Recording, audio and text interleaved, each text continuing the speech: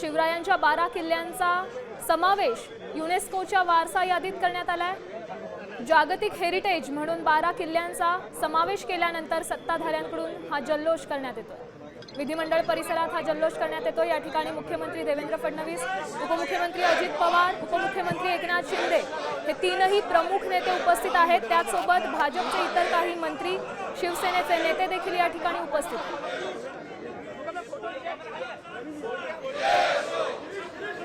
आपण पाहू शकतो ही लाईव्ह दृश्य। देवेंद्र फडणवीस, एकनाथ शिंदे, अजित पवार हे तीनही प्रमुख नेते या ठिकाणी उपस्थित आहेत। विधान भवनाच्या पायऱ्यांवर सत्ताधाऱ्यांचा हा जल्लोष होतो। जय भवानी जय शिवाजी लिहिलेले फलक हातात घेऊन हा जल्लोष साजरा करण्यात येतो। छत्रपती शिवरायांना अभिवादन देखील करण्यात आले। छत्रपती शिवरायांची प्रतिमा हातात घेऊन हा जल्लोष साजरा करण्यात येतोय। शिवरायांना त्यासोबत अभिवादन देखील करण्यात आले।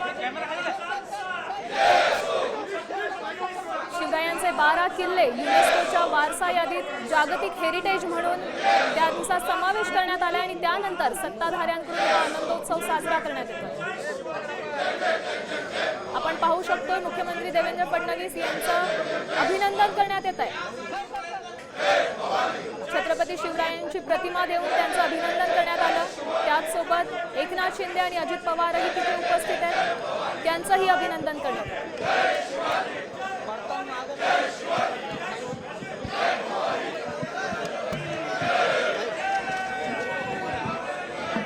छत्रपती शिवरायांची प्रतिमा हातात घेत जल्लोष साजरा करण्यात येतोय। महायुतीचे तीनही प्रमुख नेते या ठिकाणी उपस्थित आहेत, त्याचसोबत इतर नेते मंडळी देखील उपस्थित आहेत। विधान भवनाच्या पायऱ्यांवर हा आनंदोत्सव साजरा करण्यात येतो। सत्ताधाऱ्यांच्या या आनंदोत्सवात घोषणाबाजी देखील करण्यात येते। जय शिवाजी जय भवानी अशा पद्धतीने ही घोषणाबाजी होती।